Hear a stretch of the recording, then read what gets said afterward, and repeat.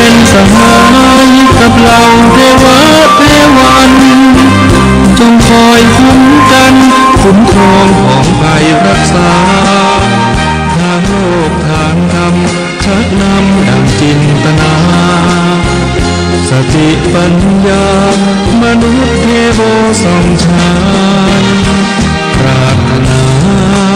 จงเห็นผลสำเร็จใจงามดังเพชรเหมือนดังที่มุ่งหมายทำชั่วไม่ขึ้นทำบาปไม่ขึ้นไม่ไปทำดีลื่นไหลดังตั้งใจด้วยเถิ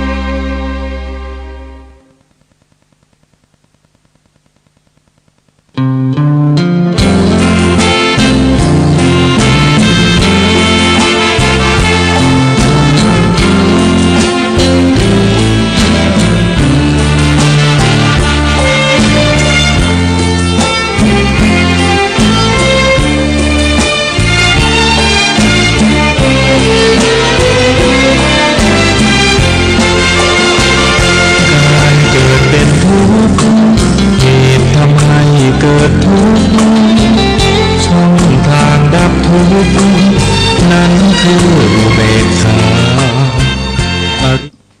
พุทธคุณวางไว้กลางกล้าวเพื่อป้องกันเหล่าไฟลินสิ้นทั้งหลายธรรมคุณทูลวางไว้กลางใจเพื่อช่วยฮือหูทั่วถึงชั่วดีสังฆคุณทูลไว้ในชีวิตเพื่อช่วยพิษปลดทุกข์เป็นสุขีโดยบุญอภิวันอัญชลีสวัสดีโดยการนิรันดร์เทิน10 นิ้วกราบแนบใต้ไหวสาปาละมีธรรมในครูบาอาจารย์พระมหาเถรานุเถระท่านเจ้าคณะพระสังฆาธิการทุกรูปทุกตนขอความสุขความสวัสดีในธรรมะแห่งองค์สมเด็จพระสัมมาสัมพุทธเจ้าจงมีแก่บรรดาสาธุชนท่านผู้ฟังทุกท่านที่ได้มีโอกาสเปิดวิทยุรับฟังรายการเสียงธรรมก่อนรับตาตั้งสถานีวิทยุเพื่อการศึกษาพระพุทธศาสนาและวัฒนธรรม FM ความถี่ 104.50 เมกะเฮิรตซ์และเฟซบุ๊กไลฟ์สดส่วนแห่งพระเรียนเอกวัดราชดำเนินรายการบรรยายธรรมะโดยอัตมาภาพพระมหาประสิทธมาภินันโทวัดจังกำตำบลมะกอกอำเภอป่าซางจังหวัดลำพูนเผยแผ่ธรรมในนามของคณะสงฆ์หน่วยอบรมประชาชนประจำตำบลมะกอกหน่วยเผยแผ่ศีลธรรมของกรมการศาสนากระทรวงวัฒนธรรมเบอร์โทรศัพท์0615476539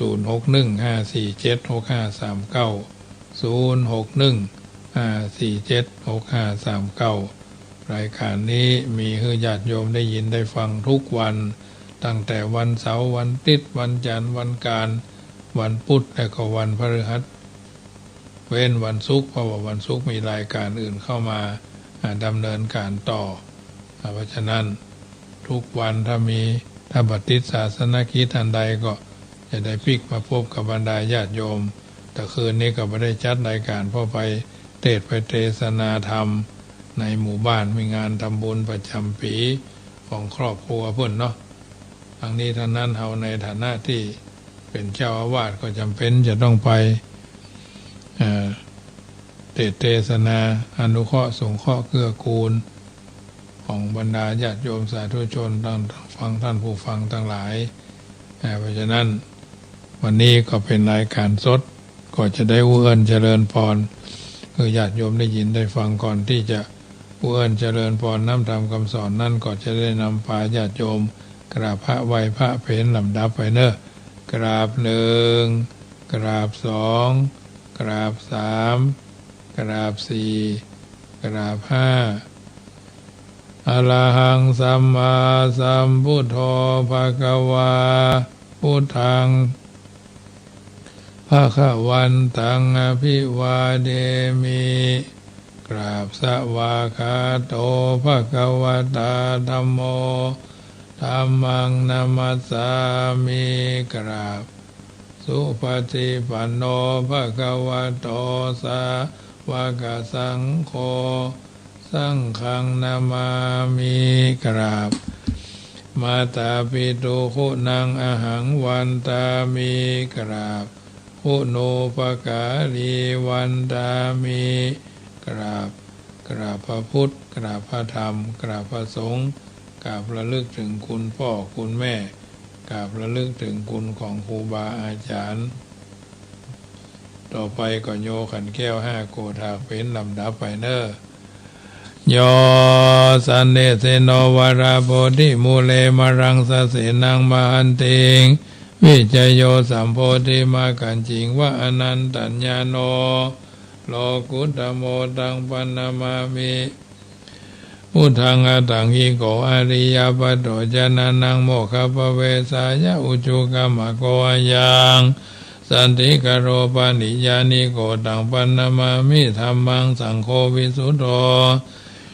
วราตคินโยสันตินทริโยสัพพมราปะหิโนคุเนหิเนเกหิสมิติปัตโต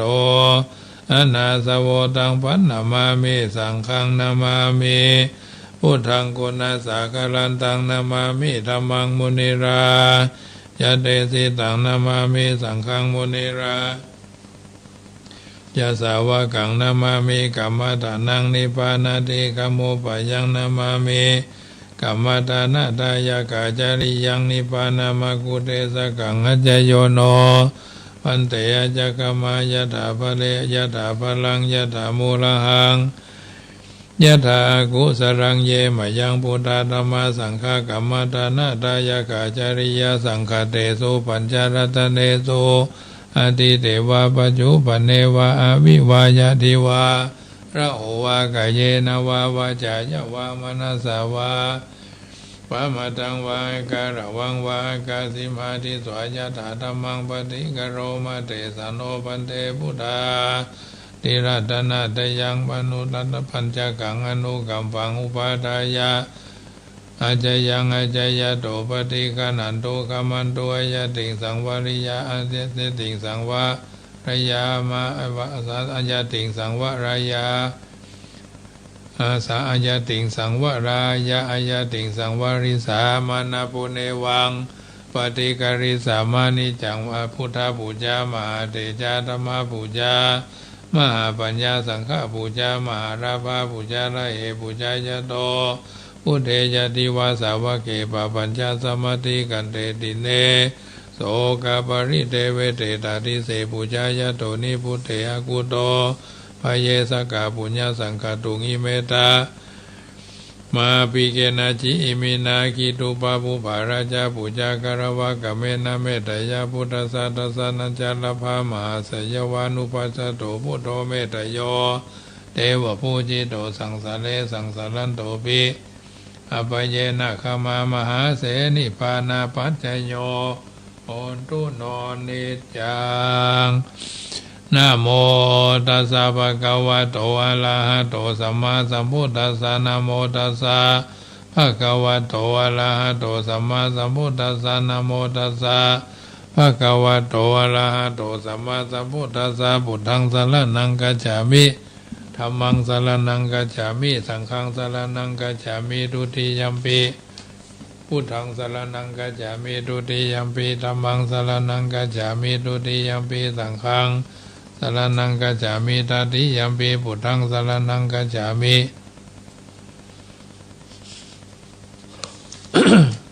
ตติยัมปิธัมมังสรณังกัจฉามิตติยัมปิสังฆังสรณังกัจฉามิสรณกัมมานังพุทโธสัพพัญญุตยานโนธัมโมโรกุตโรนาวาสังโฆมะคปะละโตจาอิเจตังรัตนะตยังเอตัสสานุภาเวนะสัพพะอันตรายโยวินาสันตุโนยัสสานุสารเนนะปิอันตาริเขปิปานิโนภ ปฏิธรรมติขจติภูมิยังวิยาสัพพทาสัพพุปตวะจารมหายคาโจราภิสัมภวาขานานาจามุตตานังปริตันตัมพนามาเอวเมสุตังเอกังสมัญญังภควาสาวัตถิยังวิหารติเจตวันเนอนาถาบิณิกัสสะอลาเมตัลละโขภควาภิกขุมันติสิภิกขโวติพระทันติติเตภิกขุภควโตปัจจโสสุภควาเอตตะโวจาภูตาภูพังภิกขเวเทวาสุราสังฆโมสมุปยุนลาโหอโหสิอัตโขภิกขเวสโกเทวานามินโตเตเวตาวติงเสอามันเตสีสเจมานิสาเนวานังสังฆามากตานังอุปจายาพยังวาจัมพิตัตังวาโลมหังโสวาโสมะเมวัตสมิงสมัจเจตจักขังอุโลกายตังยะอุโลกายทามะมังหิโวตจักขังอุโลกายตังยัมภวิสติพยังวาจัมพิตัตังวาโลมหังโสวาโสปะหิยิสติโนเจเมตจักขังอุโลกายตาอัตตาปัจจาปฏิสาวะปฏิสาเดวราชสัตจักขังอุโลกายตังยัมปชาปฏิสาหิโวเดวราชสัตจักขังอุโลกายตังยัมภวิสติพยังวาฉัมพิตตังวาโลมหังโสวาโสปะหิยิสติโนเจปชาปฏิสาเดวราชสัตจักขังอุโลกายตาอัฏฐวารุณสาเดวราชสัตจักขังอุโลกายตาวารุณสาหิโวเดวราชสัตจักขังอุโลกายตังยัมภวิสติพยังวาฉัมพิตตังวาโลมหังโสวาโสปะหิยิสติโนเจวารุณสาเดวราชสัตจักขังอุโลกายตาอัตตาอิสานัสสาวะเดวอิสานัสสาเดวราชสัตจักขังอุโลกายตาอิสานัสสาหิโวเดวราชสัตจักขังอุโล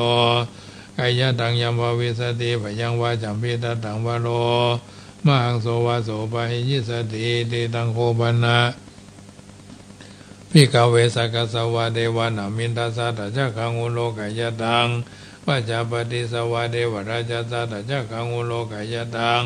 วารุณสวะเดวราชสัตจักขังอุโลกายตังอิสานัสสวะเดวราชสัตจักขังอุโล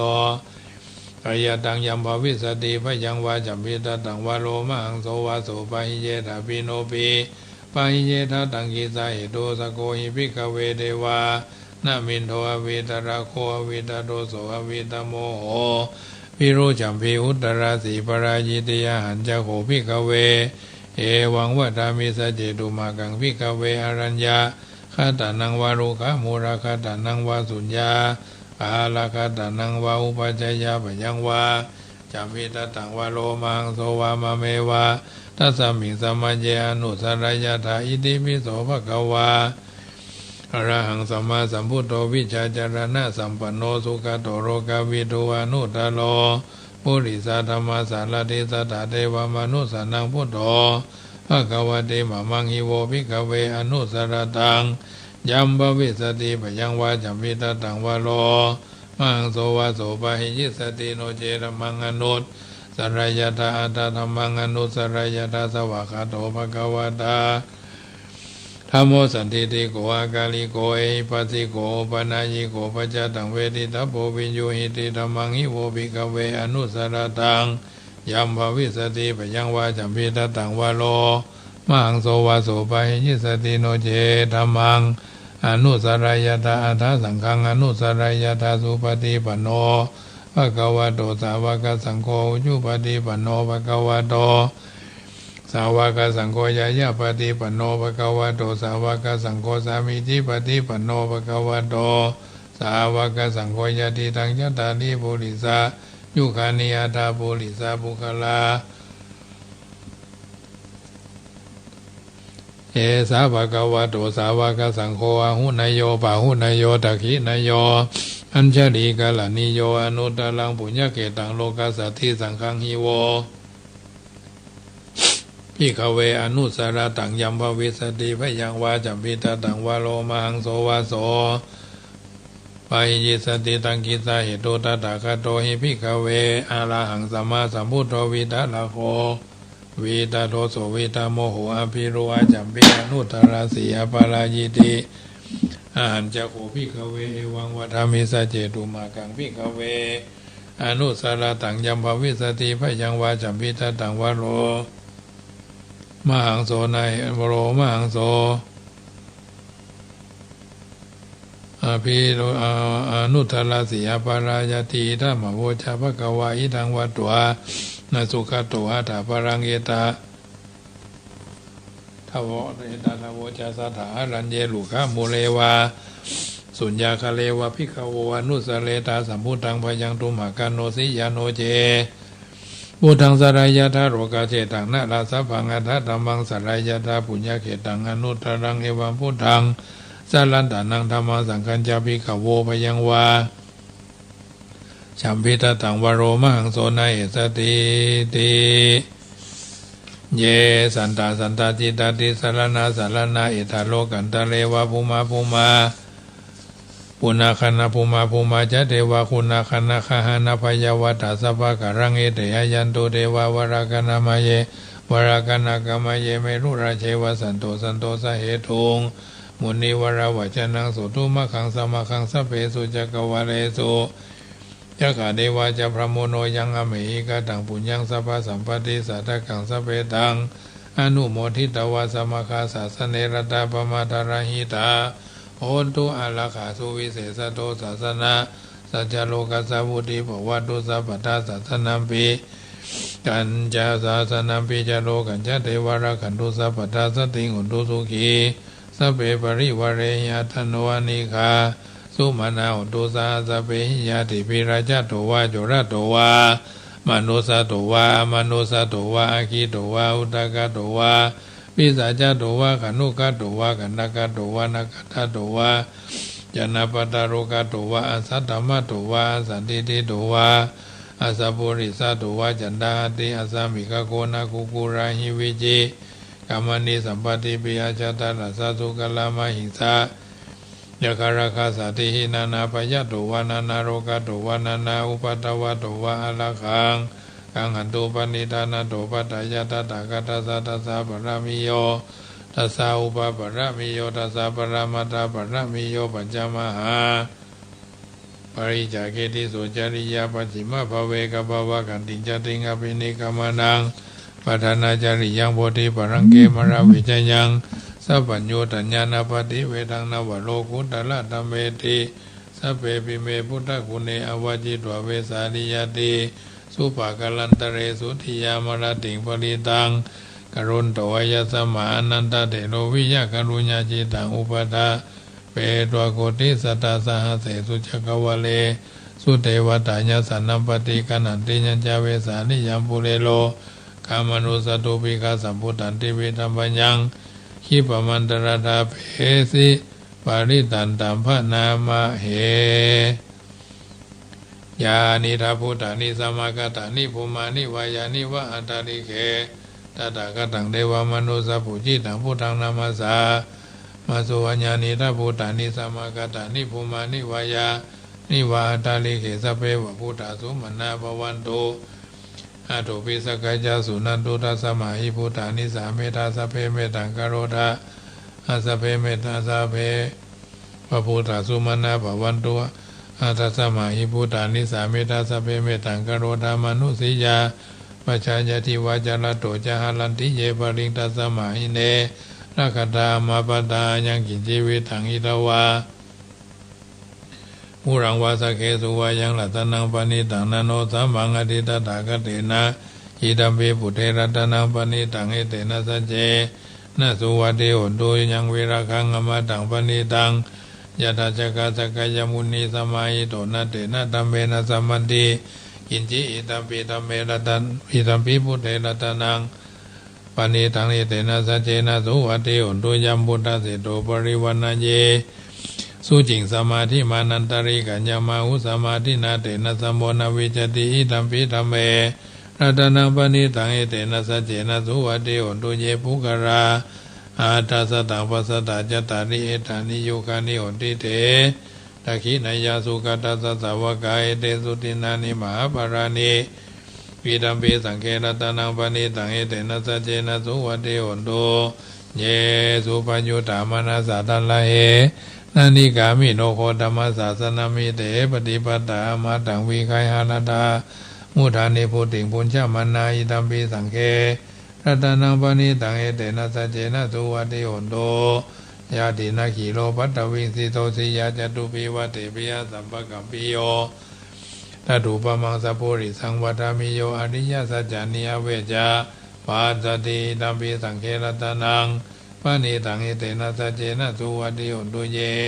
อริยสัจจานิวิภาวยันติคัมภีรปัญเจนะสุเทสิตานิกิญจปิเตหุนติพุทธปมาตานะเตภวังอาธรรมมาติยันติตัมปิสังเครัตนังปณิตังเอเตนะสัจเจนะสุวัติโหนโตสหวสาทัสสนาสัมปทายาตยาจุธรรมชายิตาภวันติสกยาทิฏฐิวิคิจินติจัญญาสารพสีลปะตังวาปิยตาติกินจิจตุหาปะเยหิจาวิปมุตโตชาจาพิธานานิอภโภกตุงอิตัมปิสังเคดัตนังปณิตังเอเตนะสัจเจนะสุวัติโหนโตกินจาปิโสกัมมังกโรติปะปะกังกะเยนะวาจากาเยนะวาจาอุตเจตสาวะอิเตกาเยนะวาจายะอุตเจตสาอิเทวนะอภโพสุตัสสะปฏิจจยะอภปทาติตาปัสสะวุตตาอิตัมปิสังเครัตนังปณิตังเอเตนะสัจเจนะสุวัติโหนโตวันนะปะคุมเบยตาผู้สิตะเคขิมานามาเสปัตตมัสสมิขิเมตตุปมังธรรมวรังอเตสยิอิตัมปิสังเครัตนังอิตัมปิปุเตรัตนังปณิตังเอเตนะสัจเจนะสุวัติโหนโตวันนะปะคุมเบยตาผู้สิตะเคขิมานามาเสปัตตมัสสมิขิเมตตุปมังธรรมวรังอเตสยิอิตัมปิพุทเทรัตนังปณิตังเอเตนะสัจเจนะสุวัติโหนโตวโรวรัญญูวรโทวระหะโลอนุตตโรธรรมวรังอเตสยิอิตัมปิพุทเทรัตนังปณิตังเอเตนะสัจเจนะสุวัติโหนโต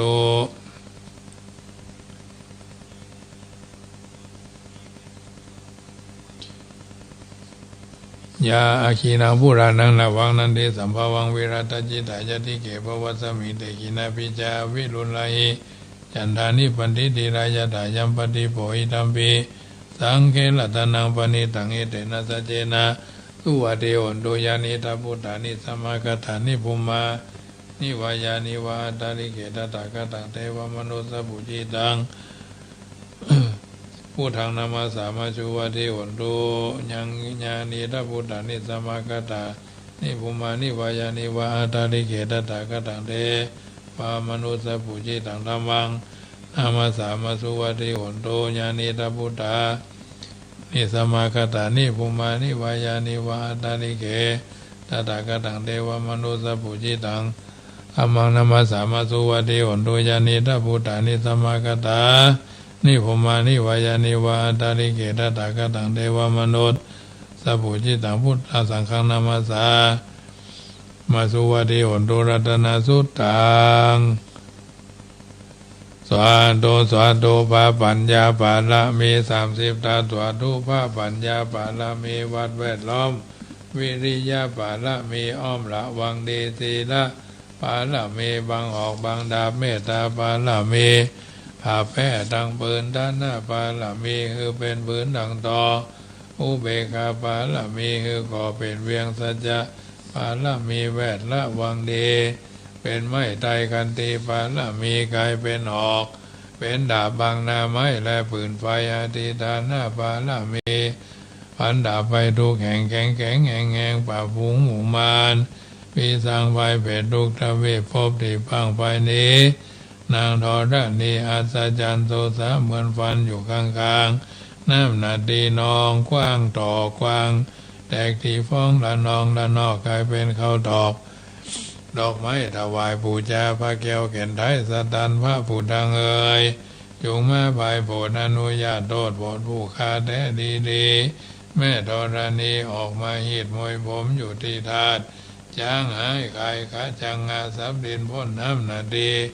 ลงผ่านไปก็จังพายหักทบเท้าพญามารห้องเอาปูนกัวกับยอมือคืนทูลหัวใส่เกาผู้คาลีเราได้ชื่อว่าลูกศิษย์พระพุทธเจ้าผู้มีบุญสมปานั้นมากนักพระพุทธเจ้าจึงตั้งพระปัญญาปาละมีว ไว้เก้าชั้นทั้งไว้ทั้งนาก็ได้เก้าชั้นทั้งไว้ทั้งหลังก็ได้เก้าชั้นทั้งแต่หัวแปลวตีนก็ได้เก้าชั้นทั้งแต่ตีนแปลวหัวก็ได้เก้าชั้นแสนว่าลูกปืนจากหมาเสมอเหมือนฝนแสนหาก็บ่มีมาจากใครใดข้าพระเจ้าเลยได้ชื่อว่าพุทธคูนังธรรมะคูนังสังฆคูนังพุทธอินตาธรรมะอินตาสังฆอินตาอัสสหแม่ธรณีผู้อยู่เหนือน้ำผู้อยู่ค้ำแผ่นดินการข้าได้ระลึกคือถึงหาคุณพ่อคุณแม่คุณครูบาอาจารย์คุณพระแก้วเจ้าทั้งสามประการคือคุณพระพุทธคุณพระธรรมคุณพระสงฆ์คุณแดดคุณฝนคุณน้ำคุณลม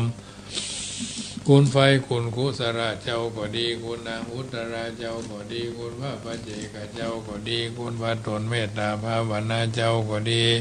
จงมาสัมพิทักษ์รักษาคุ้มครองทางกำนาในกำลังยังตนตัวแห่งผู้ค้าตั้งแต่ทีฆากาลยามนี้วันนี้ค่ำคืนนี้และต่อไปนี้ยิ้มแด่เธอพุทโธพุทธังรักษาธัมโมธัมมังรักษาสังโฆสังฆังรักษาพุทโธพุทธังอะระหังธัมโมธัมมังอะระหังสังโฆสังฆังอะระหังพุทโธพุทธังกันหะธัมโมธัมมังกันหะสังโฆสังฆังกันหะอายุวันโน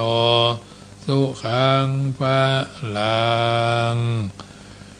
เอาละสถานาบุญทุกคนทุกท่านได้ยินได้ฟังการสวดพระพุทธคุณพระธรรมคุณ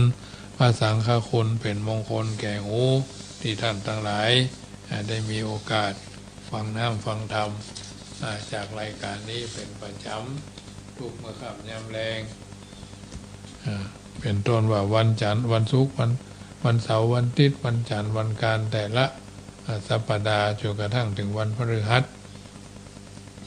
รายการเสียงธรรมก่อนรับตาก่อพีกมาพบกับบรรดาญาติโยมน้อมนำเอาอัตถธรรมคำสอนปฏิบัติให้สถานาบุญได้ยินได้ฟังกันเป็นประจำ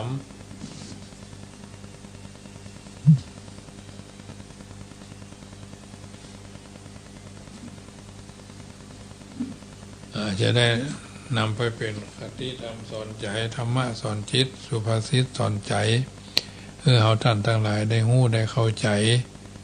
คำแรงวันนี้ก็เช่นเดียวกันจะได้อู้ธรรมะอันเป็นคำสอนก่อนที่เราจะรับตาสู่นิทาในค่ำคืนของวันนี้ซึ่งเป็นวันจันทร์เริ่มต้นสัปดาห์แห่งการทำงานจันทร์สุดท้ายเนาะคนเราอยู่ในสังคมบางเถื่อบางครั้งก็ตั้งตนอยู่ในความประมาททีนี้พระพุทธเจ้าพระองค์บอกว่าเมื่อตั้งตนอยู่ในความประมาทคุณธรรมของคนดี4ประการที่เพิ่นกล่าวมาแล้วเขาก็บอกว่าคนที่บางท่านก็อาจจะเคยได้ฟังก่อนเคยเข้าใจมาก่อนแต่กลับทำมาได้เนื่องจากเพราะขาดสติหลงประมาทสติคือการระลึกรู้ความดีเป็นความประมาทในการบำเพ็ญความดี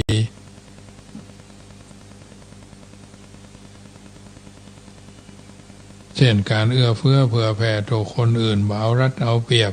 บ่เบียดเบียนเบียดบังคนข่มเหงรังแกข่มเหงเต็งเต็กหรือว่ากำจัดสิทธิสตินี่ก็เป็นหลักสำคัญ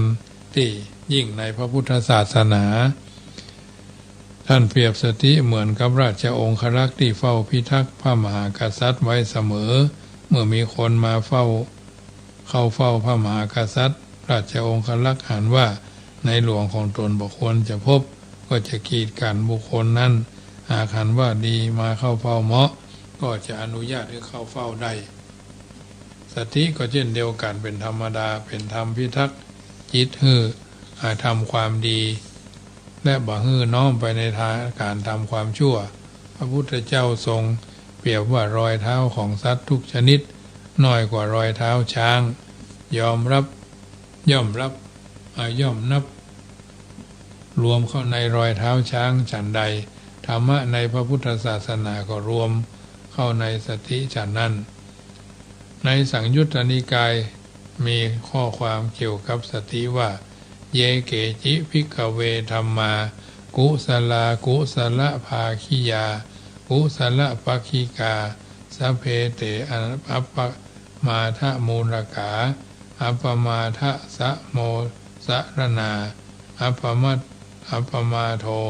เตสังธรรมานังอัคคมัคคยามัคขายติดูก่อนภิกษุทั้งหลายทำอันเป็นกุศลเป็นไปในฝ่ายฟักฝ่าย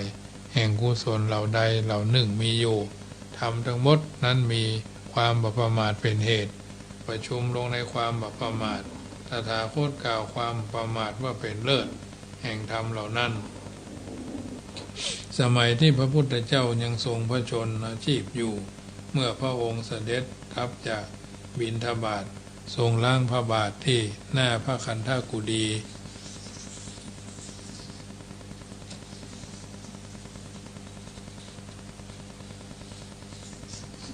ทรงล้างพระบาทที่หน้าคันธกุฎีแล้วตรัสว่า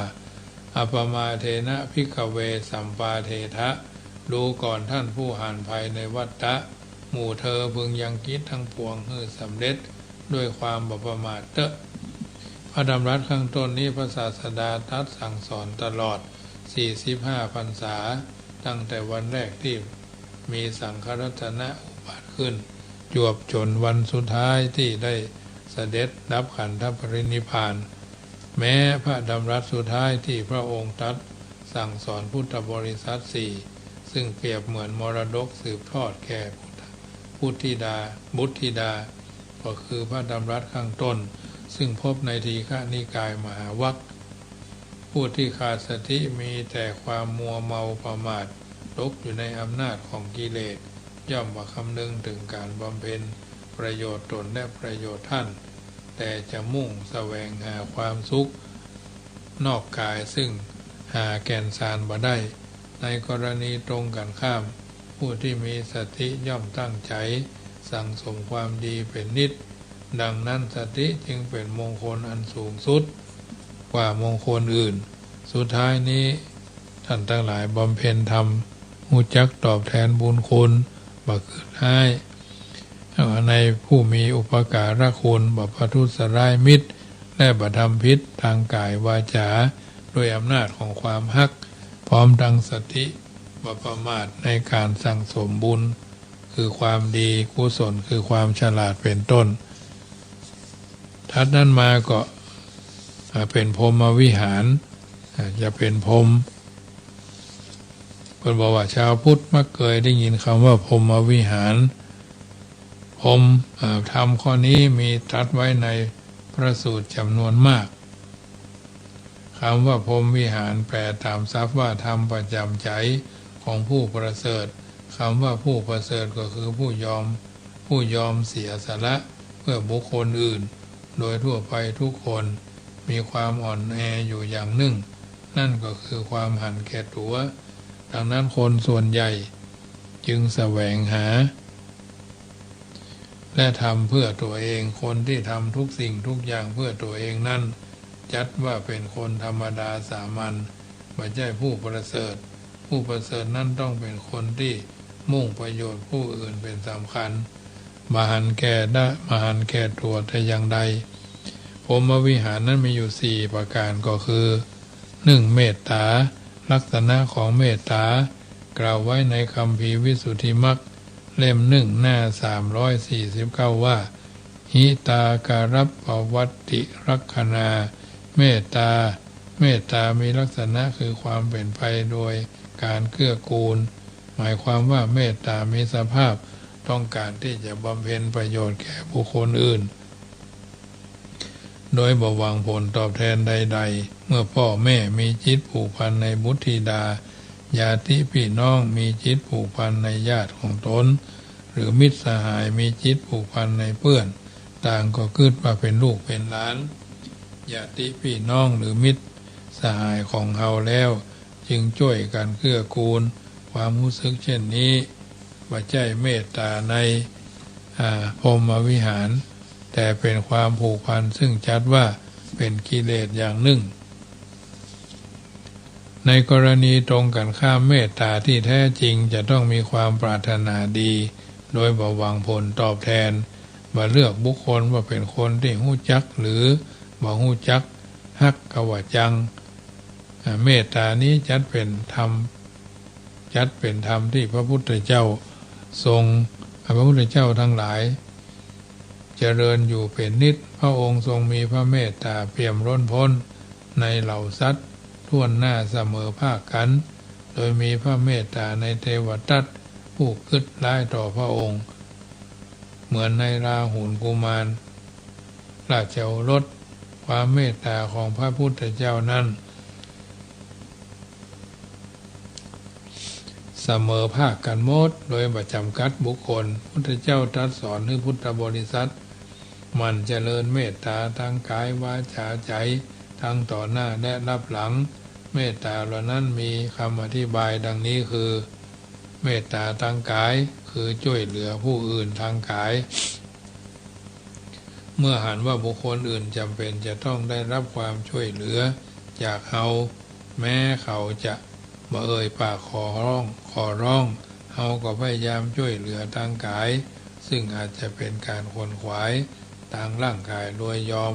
เสียสละเวลาส่วนตัวของตนหรือบริจาคทรัพย์เพื่อช่วยเหลือบุคคลเหล่านั้นเมตตาเช่นนี้จัดว่าเป็นเมตตาทางกายเมตตาทางวาจาคือการอู้คำไพเราะอ่อนหวานสละสลวยน่าฟังซึ่งทำให้บุคคลอื่นเมื่อได้ยินแล้วจะรำลึกถึงคำนั้นตลอดกาลอันยาวนานการอู้คำไพเราะอ่อนหวานเช่นนี้จัดว่าเป็นเมตตาทางวาจาเมตตาตั้งใจก็คือการแผ่ความปรารถนาดีของตนไปยังบุคคลอื่นการแผ่เมตตาเช่นนี้มีจุดประสงค์เพื่อเสริมสร้างบุญบารมีของตนหรือเป็นการแผ่เมตตาเพื่อความเจริญเพื่อเจริญฌานอันเป็นเหตุไปเกิดในพรหมโลกก็จัดเป็นเมตตาตั้งใจข้อความในเรื่องนี้มีเขียนไว้ในจุลโคสิงคสูตรว่าเมตตังกายกัมมังปัจจุปติตังโหติอาวิเจวะระโหจะ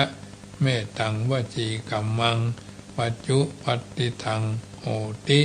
อาวิเจวะระโหจะเมตตังมโนกัมมังปัจจุปติตังโหติยาวะเจวะระโหจะแปลว่าพึงตั้งกายกรรมที่เมตตาทั้งต่อหน้าและรับหลัง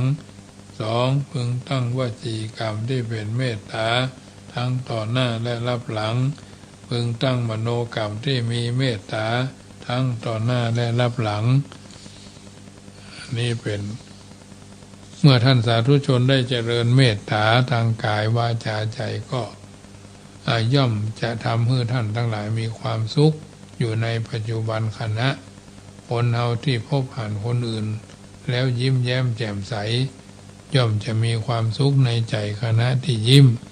กับคนอื่นแม้บุคคลอื่นก็มีความสุขใจจึงยิ้มตอบรับมาการยิ้มให้บุคคลอื่นทำให้เฮาและคนรอบข้างมีความสุขเวลาได้เฮาช่วยเหลือบุคคลใดบุคคลหนึ่งผู้ที่ได้รับความช่วยเหลือนั้นก็จะมีความสุขและตัวเฮาก็มีความสบายใจ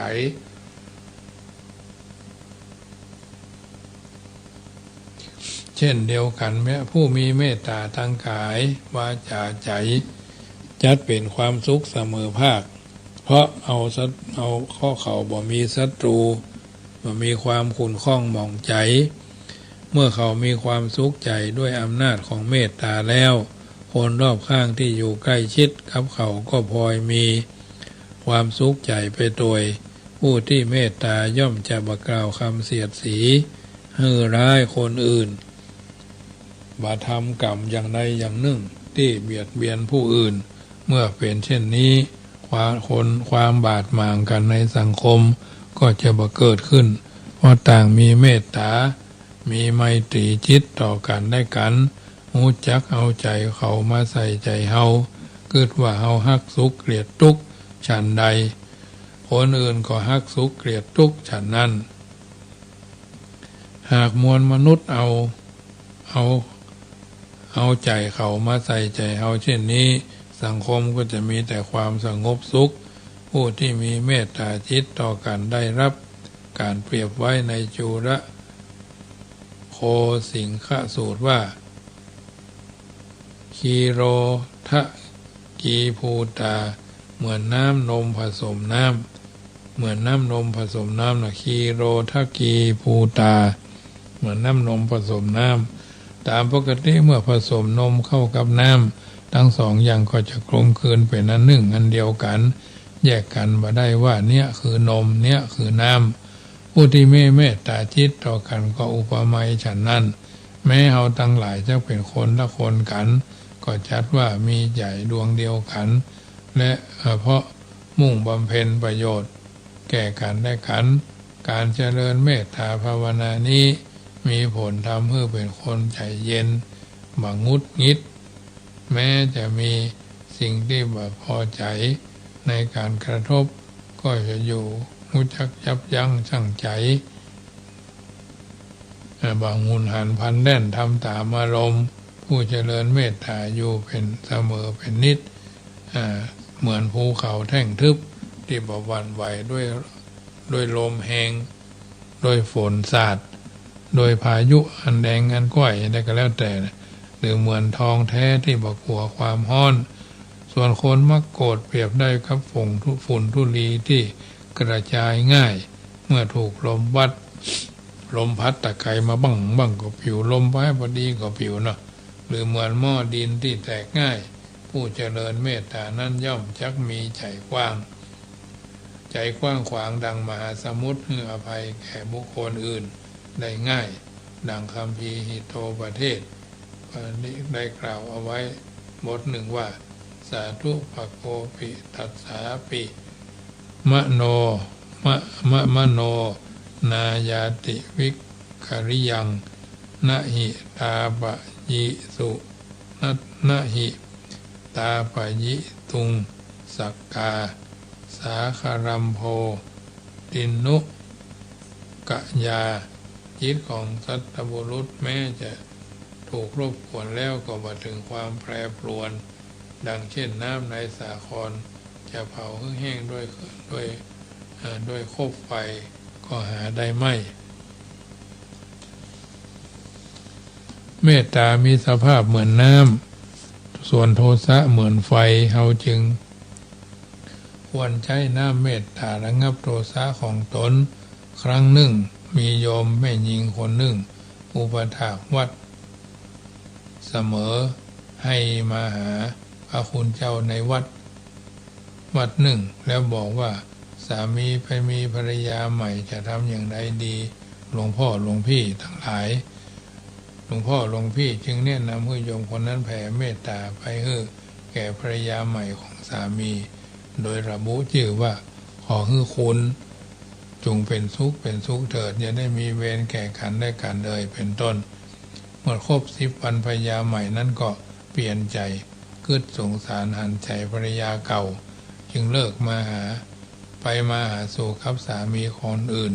นี่คืออานิสงส์แห่งการแผ่เมตตาก็จะทำให้คนอื่นเกิดความหันอกหันใจและมีไมตรีจิตตอบแทนดังคัมภีร์จตุรารักขะเมตตาภาวนานิเทศคาถาว่าเมตตัมพุนาโทโสจะปะระโทโสจะสัมมติเมตตาสักเกเมตตาเสเกนะสัพพะสัพเพสุสัพพะโคทะสัพพะโค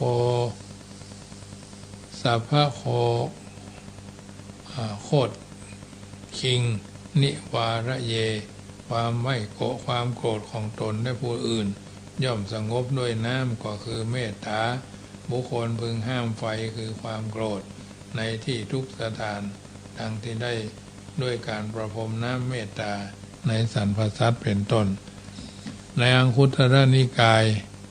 เมตตาสูตรพระพุทธเจ้าทรงตรัสอานิสงส์ของการเจริญเมตตาที่พระองค์ทรงได้รับมาก่อนว่าอภิชานามิโขปนาหัง ภิกขเวทีฆรัตตังกัตถายังปุญญานังทีฆรัตตังอิมะอัตถังกันตังมนาปังปัจจุปัญจะปัจจะนุปูตังภิกขเวดูก่อนภิกษุทั้งหลายเอาย่อม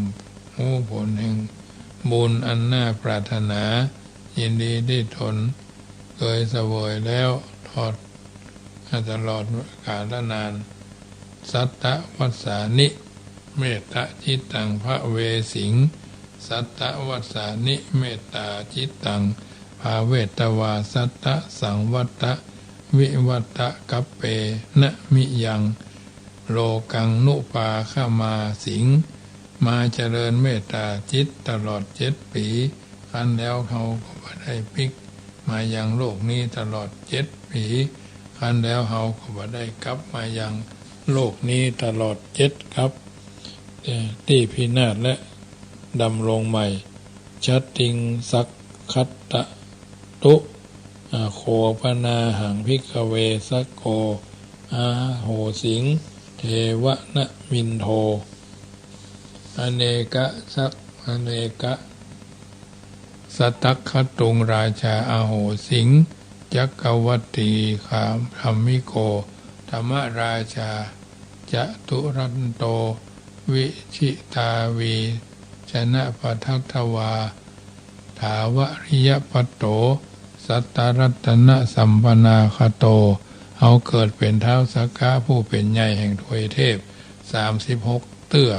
เอาเกิดเป็นพระเจ้าจักรพรรดิหลายร้อยครั้งเป็นธรรมราชาผู้ตั้งอยู่ในธรรมมีสมุตร4เป็นขอบเขตเป็นผู้ชนะสงครามมีชนบทถึงความสถาพรดังตั้งมั่นเพียบพร้อมด้วยรัตนะ7เป็นต้นฉะนั้นญาติโยมสาธุชนท่านผู้ฟังทั้งหลายเรื่องของเมตตากรุณามุทิตาเพื่อนห้องหลวงพรหมวิหารเอาเป็นพ่อเอาเป็นแม่เอาเป็นกุลบุตรกุลธิดาก็ตั้งอกตั้งใจนำเอาอัฏฐสาระมวลพวกนี้มาประพฤติปฏิบัติเพื่อนบอกว่าเมื่อความรู้ยอดเยี่ยมสูงเทียมเมฆแต่คุณธรรมต่ำเฉกยอดหญ้าอาจเสกสร้างมิจฉาสารพันด้วยจิตอันไร้อายในโลกาแม้คุณธรรมสูงเยี่ยมถึงเทียมเมฆแต่ความรู้ต่ำเฉกเพียงยอดหญ้าย่อมเป็นเหยื่อทรชนจนอุราด้วยปัญญาอ่อนด้อยหน้าน้อยใจหาความรู้สูงข้าสูงล้ำคุณธรรมเลิศแสนประเสริฐขอบกิจวินิจฉัยจะพัฒนาประชาราษฎร์ทั้งชาติไทยต้องฝึกให้ความรู้คู่คุณธรรม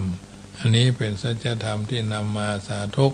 ผู้เอิญเจริญพรครับบรรดาพ่อแม่พี่น้องพ่อศรัทธาทุกคนทุกท่านที่ฟังกันอยู่ทางบ้านเป็นประจำทุกเมื่อค่ำยามแรงฟังแล้วก็นำไปเป็นข้อพินิจพิจารณาปรับใจเดินทางชีวิตโดยมีหลักยึดหลักประพฤติญาติโยมสาธุชนท่านผู้ฟังทั้งหลาย5 วัดในใจชาวพุทธโดยแท้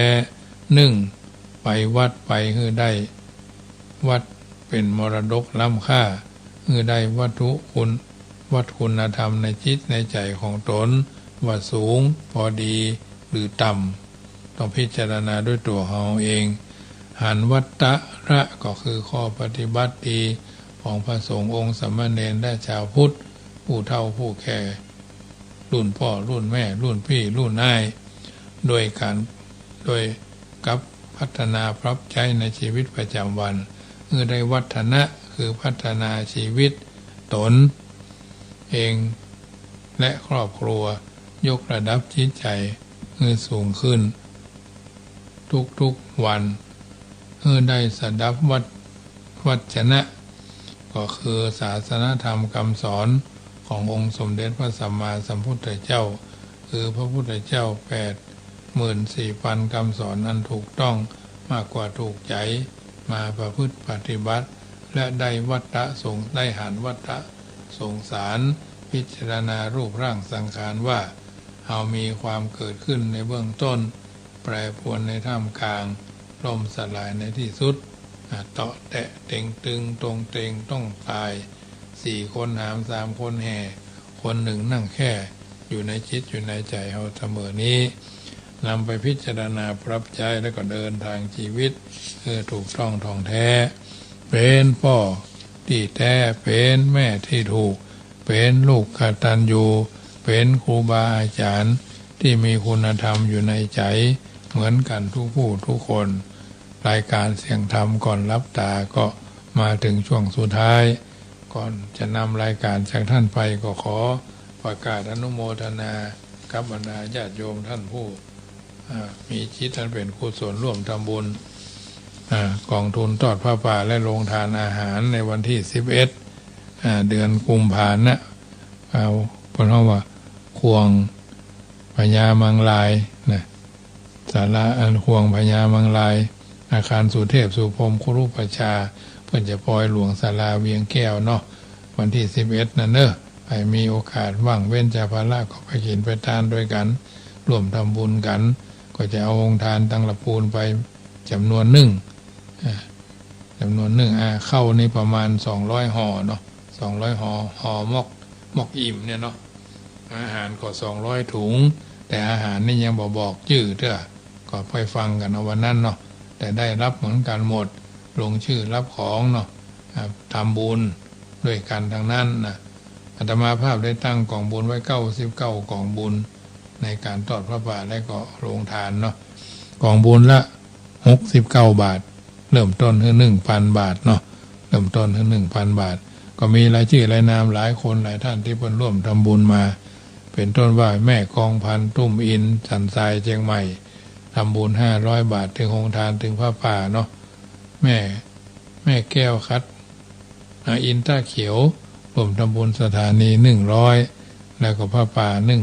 100แม่ธีรพันธ์ป่อประสิทธิ์จำปาบันทรายมูลสันทราย109 บาทสาธุสาธุเนอะโยมแม่เป็นสีสันไปยังหน่อม500 บาทถึงพระป่าถึงโรงทานเนาะแม่ครูเหรียญทองจันทีพระป่าและก็โรงทาน500 บาทแม่อุตสาลตาหารแก้วหางดง200 บาทโยมประภัสสรพานิกุลศิลาเชียงใหม่พระป่าและโรงทาน500 บาทพ่อประสิทธิ์ใจแม่สุมาลีกัลยาน้ำพระบ้านโฮง1,000 บาทถึงพระป่าถึงอาหารโรงทานเนาะแม่สมบูรณ์มาบ้านกล้อง120 บาทแม่เกศรชัยวุฒิแม่สุธรรมอินทรีย์บ้านการกนกนี่ก็200 บาทอนุญาตรับสายเนอะเจริญพร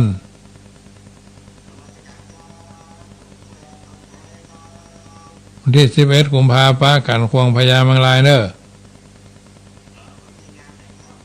ปล่อยหลวงศาลานะสาธุเนอะเปลี่ยนเบอร์ใหม่เนาะ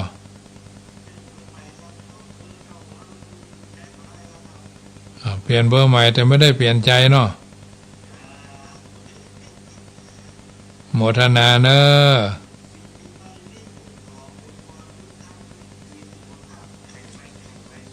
เหมือนกันสาธุโยมก็เหมือนกันเนอะเอาสาธุแฟนพันธุ์แท้แม่ลีมเนาะคือจะได้ไฟใจถึงแต่คือได้ยินท่านมาหาร่วมทำบุญพระป่าน้อย69 บาท99 กล่องบุญเนาะกล่องบุญละ69 บาทเนี่ยมาเอานักคนละ69 บาทก็ช่วยกันไปถ้าญาติโยมเต่าที่เขาจะช่วยกันเพื่อสถานีเนาะแต่มาภาพก็จะเอามาเป็นก้าหุงทานให้น้อยนึงอาหารก็ประมาณ200 ชุดแล้วก็เข้าก็ประมาณ200 ห่อข้าวนึ่งเนี่ยนะห่อตองเนี่ยญาติโยมต้องมีวินัยในการรับ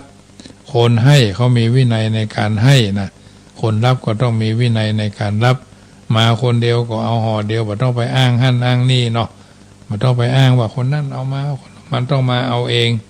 ลงชื่อแล้วก็รับเพราะเขาว่ามีวินัย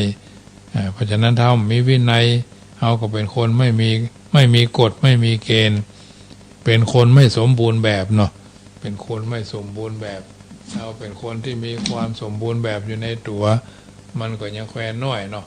จะรู้สึกว่าเป็นคนเป็นผู้เป็นคนประมาณน่ะ ผู้เป็นคนแต่ถ้าเขามีระเบียบก็แสดงว่าเขานี่ไม่เยอะเข้าเมืองตาลิวก็บ่ลิวตาตามเนาะเพิ่นถึงบอกว่าสิ่งต่างๆเหล่านี้ถ้าเราทำได้มันก็ดีถ้าเราทำบ่ได้แสดงว่าเราก็ไม่ค่อยไม่ดีไม่เสียก็เรียกว่าพอดิบพอดีกันนั่นแหละเพราะฉะนั้นญาติโยมสาธุชนท่านผู้ฟังทั้งหลายเป็นพ่อก็เป็นพ่อที่แท้เป็นแม่ก็เป็นแม่ที่ถูกเป็นลูกก็เป็นลูกที่กตัญญูเนาะเป็นครูบาอาจารย์ก็เป็นครูบาอาจารย์ที่มีคุณธรรมประจำตัวประจำตนเอาท่านทั้งหลายเป็นลำดับไปเนอะวันนี้สมสมัยได้เวลาจะขอนำรายการจากท่านไปก่อนนำรายการจากท่านไปปากันไหว้พระสวดมนต์รับนอนฮือพีสุขแผ่เมตตาฮือเจ้ากรรมนายเวรเจ้าเขียนเจ้าตาเอาท่านทั้งหลายว่าก่อนท่านนอนภาวนาสาธุพระว่านามะพระทะอย่าเฉยไฉเป็นหัวใจนะโมเตโชชัยป้องกันภัยยามหลับไม่อับจนเมื่อล้างหน้าอย่าล้างเปล่าเอาสิริเสกพุทธสังมิก่อน3 หนตำราว่าเป็นมหาชัยมงคลทิพมนต์คุ้มกันอันตรายจะจากเรือนคันใครที่อยู่ถึงประตูยืนหยุดจุดที่หมายภาวนาสุขโตโพธิยายแล้วผันผายได้พิพัฒน์สวัสดีอีกจะพระกะสะปัทมังเป็นมนต์ขังเป่าปัดกำจัดผีทั้งปีศาจพูดพายไล่กราลีเสก7 ทีขับไล่ไม่แผ่วพานพุทธสังมังคลังโลเกอย่าเฉยไฉนี้คาถามหาศาลเป็นมงคลคุ้มกันอันธพาลถึงลุกลานได้ดีหนีกระจายเสกทุกคราสวมสร้อยห้อยพระเครื่องเดชกระเดืองเรียกสุขภละปฏิภาณธนาศาสตร์สมบัติเหมือนกันกุคูกุคนก็ขอเจริญพรการแสดงพระธรรมเทศนาพอสมควรแก่เวลา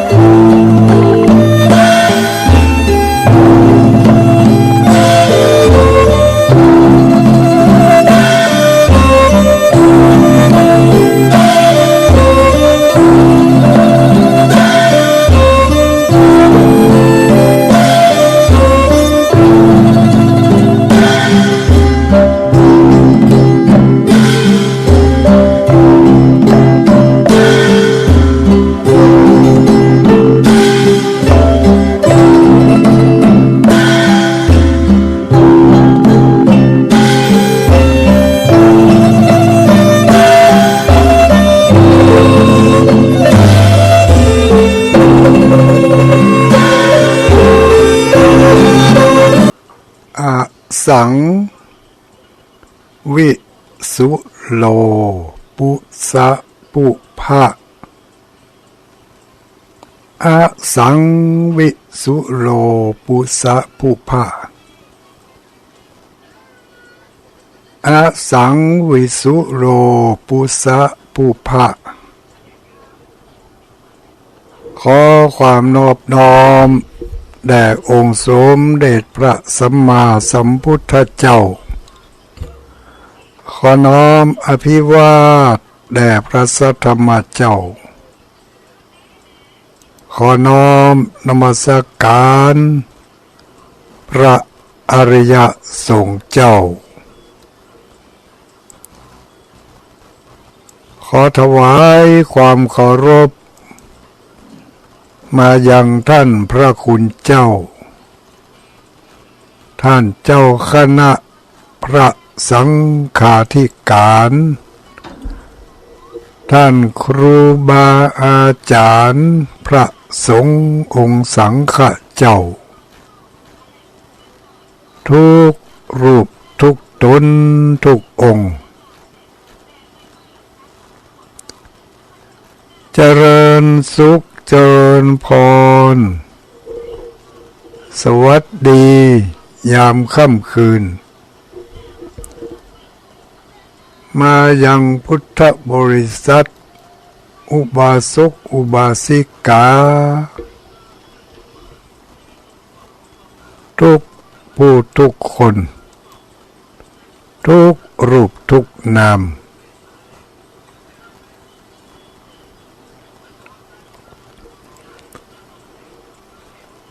ค่ำคืนวันนี้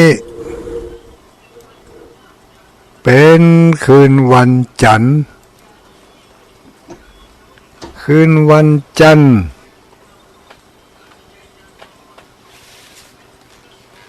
วันจันทร์ที่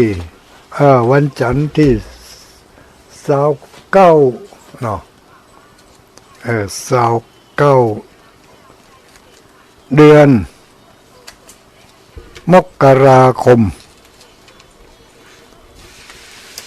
พุทธศักราช2567ญาติโยมสาธุชนทั้งหลายวันเดือนปีหมุนเวียนเปลี่ยนไปตามความนิยมของเจ้าโลกเขาของหมู่มนุษย์เราทั้งหลายได้สมมุติกันขึ้นว่าก็สมมุติกันว่าเป็นวันจันทร์